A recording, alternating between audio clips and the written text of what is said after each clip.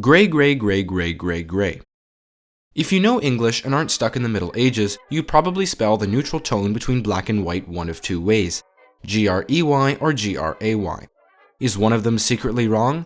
Are color experts and paint salespeople secretly laughing at you if you use the wrong one?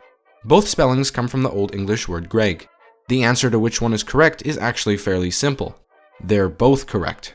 The spelling with the E is more commonly used in British English, along with most of the English-speaking world, while spelling it with an A is the common American spelling.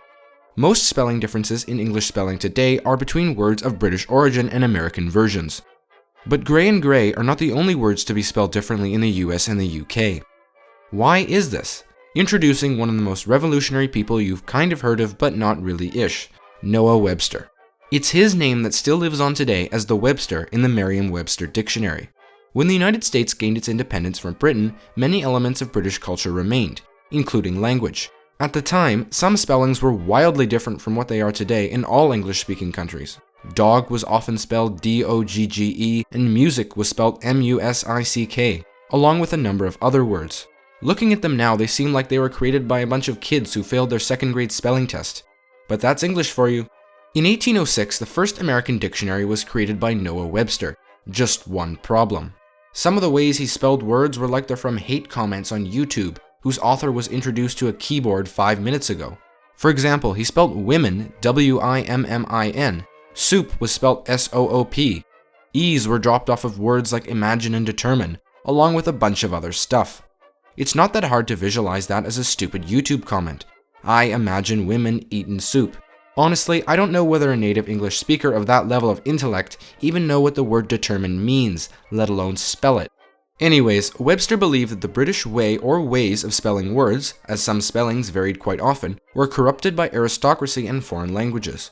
Often, words were taken from other languages without changing the spelling, thus having silent and useless letters, and letters that cause confusion by being in a different order than they sound. So he changed all words that ended in RE to ER, like center and meter, and dropped the U in words like neighbor and color. Mainly because of the radical changes, that dictionary didn't do so well.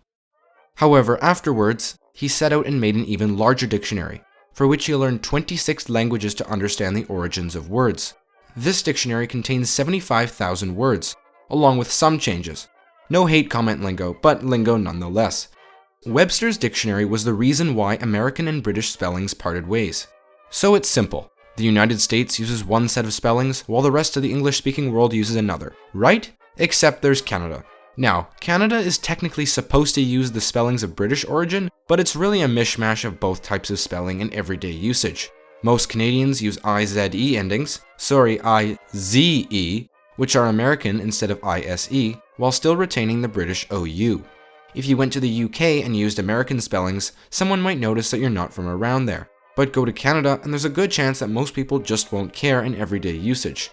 The most plausible explanation for this is that Canadians often use American computer programs, along with spell check, and popular culture and media, among other things, which just causes confusion.